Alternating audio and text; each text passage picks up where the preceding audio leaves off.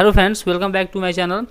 चलिए देखते हैं, हम स्विंग ट्रेड के लिए कुछ आपको ऐसे स्टॉक बताएंगे जो एक्चुअल में मतलब प्राइस एक्शन के हिसाब से बताएंगे और जो ब्रेकआउट होने वाले हैं, ठीक ना। तो वीडियो ध्यान से देखिएगा और पूरी देखिएगा, जिससे आपको समझ में ये आएगा कि जो भी स्टॉक हम आपको बता रहे हैं ब्रेकआउट होने के लिए, वो आखिरकार उस स्टॉक में क्या खासियत है और वो क्यों ब्रेकआउट करने वाला है, ठीक ना। तो देखिए, सबसे पहले हमने यहाँ पे वीकली चार्ट यहाँ पे ओपन किया है और वीकली चार्ट में अगर आप ध्यान से देखेंगे तो ये स्टॉक का नाम है बजाज होल्डिंग, ठीक ना। इस स्टॉक का नाम है बजाज होल्डिंग का, ठीक ना। आप यहाँ पे देख सकते हैं, ये बजाज होल्डिंग का स्टॉक है, ठीक। तो जैसे वीकली चार्ट हमने यहाँ पे ओपन किया हुआ है, तो आपको क्या करना है, इस स्टॉक पे नज़र रखना है अगले वीक के लिए कि जैसे इसका ब्रेकआउट होता है और ब्रेकआउट होने के बाद जैसे ये ऊपर की ओर बाउंस बैक करता है, तो आपको यहाँ से स्विंग ट्रेड के लिए एक अच्छी सी ट्रेड यहाँ से आपको मिल सके, ठीक ना। इस बात को आप ध्यान दीजिएगा, ठीक ना। अब देखिए, हम इस स्टॉक को आपको क्यों बता रहे हैं, जब चार्ट को हम पीछे करेंगे तो ध्यान से देखिएगा, जैसे यहाँ से मोमेंटम यहाँ तक गया, तो देखिए इस पॉइंट पे हमें क्या मिला, एक रेजिस्टेंस मिला, ठीक ना। क्यों? क्योंकि यहीं से स्टॉक की रिवर्स होकर के नीचे आया, ठीक।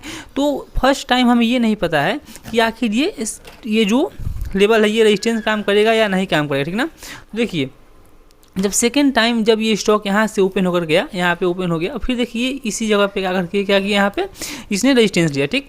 तो जब ये हमारे पास ये 1 और ये 2, जब हमारे पास ये 2 लेवल मिल गए, तो हमने क्या किया, एक ट्रेंड लाइन हमने यहाँ से करके यहाँ से एक ट्रेंड लाइन हमने यहाँ से ऐड करे, ठीक ना। अब देखिए, जब ये स्टॉक फिर से नीचे की ओर आया, देखिए, और जब फिर से नीचे होने के बाद ये फिर से ऊपर की ओर गया, तो देखिए इसी जो ट्रेंड लाइन हमने लगाया था, सेम इसी के पास से ये जाकर के रिवर्स होकर के नीचे की ओर यहाँ से आया, ठीक।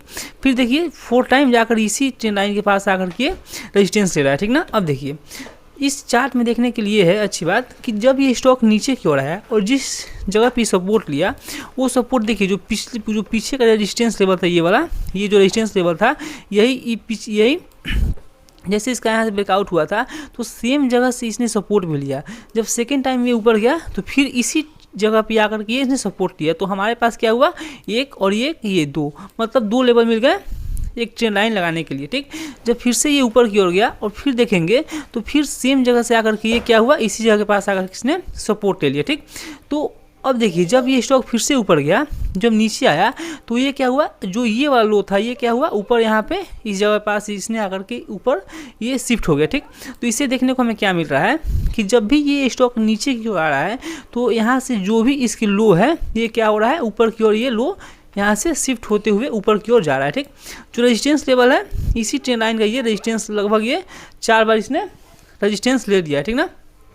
तो अब देखिए आपको क्या करना है, सबसे पहले हम यहाँ से रिमूव ऑल ड्राइंग कर देंगे। एक बार हम यहाँ से रिमूव ऑल ड्राइंग करेंगे, ठीक ना। और देखिए, जब फिर से हम ये वाला लेवल यहाँ से ये वाला लेवल हम फिर से यहाँ पे लगाएंगे, ठीक।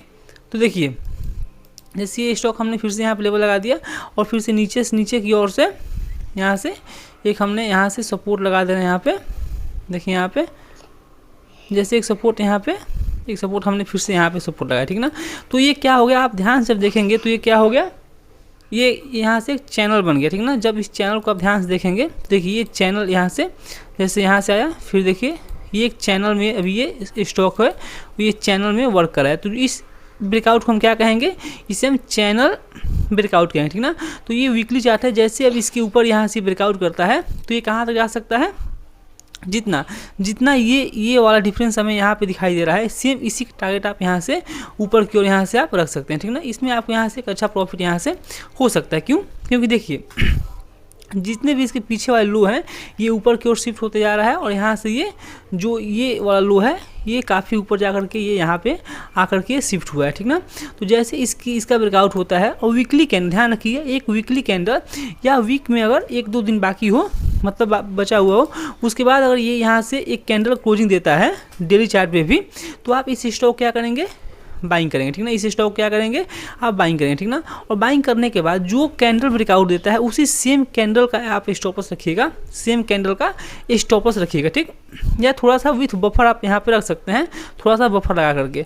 जैसे ब्रेकआउट करता है, तो ब्रेकआउट करने का रीज़न ये होगा, तो पहले आप क्या करिएगा, हाफ क्वांटिटी यहाँ पे ऐड करिएगा। हाफ क्वांटिटी के बाद आप यहाँ से जैसे फिर से प्राइस एक्शन बना करके और फिर से जब ये ऊपर की हो जाता है, तो आप यहाँ से फुल क्वांटिटी आप यहाँ से ऐड कर सकते हैं। यहाँ से स्विंग ट्रेड में आपको यहाँ से एक अच्छा प्रॉफिट यहाँ से हो सकता है, ठीक ना।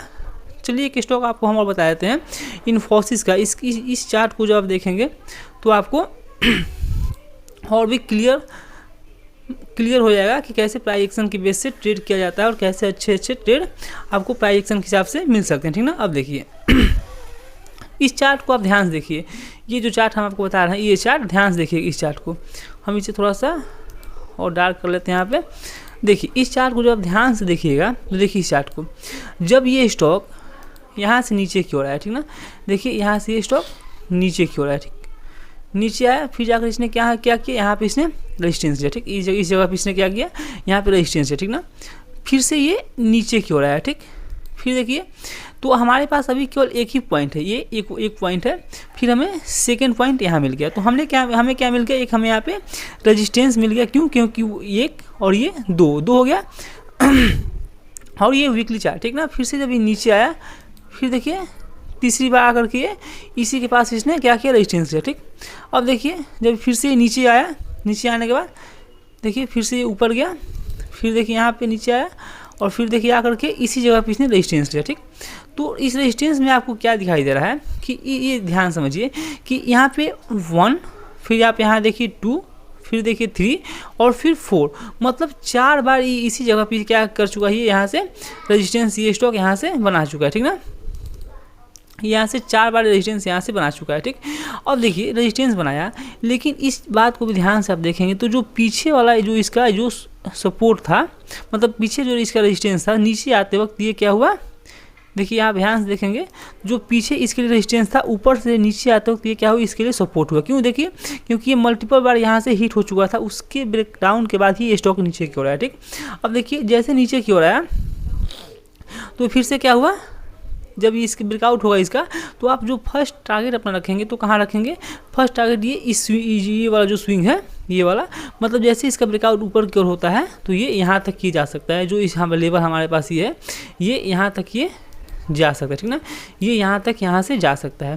तो जो हमारे पास लेवल है 1674, ठीक ना, मतलब इसके ऊपर अगर एक वीकली कैंडल या डेली में भी, जैसे वीक में 1-2 दिन बाकी है, तो इसके ऊपर अगर ब्रेक डाउन एक कैंडल क्लोजिंग देता है तो आप इस स्टॉक को स्विंग ट्रेड के लिए रख सकते हैं। और देखिए आप में इस जो भी वीक अगर वीकली कैंडल क्लोज करता है तो हर जो भी कैंडल वीक वाला क्लोज करे, सेम उसके नीचे थोड़ा सा बफर लगा करके आप उसका स्टॉप लॉस डाल करके यहाँ पे ट्रेड कर सकते हैं।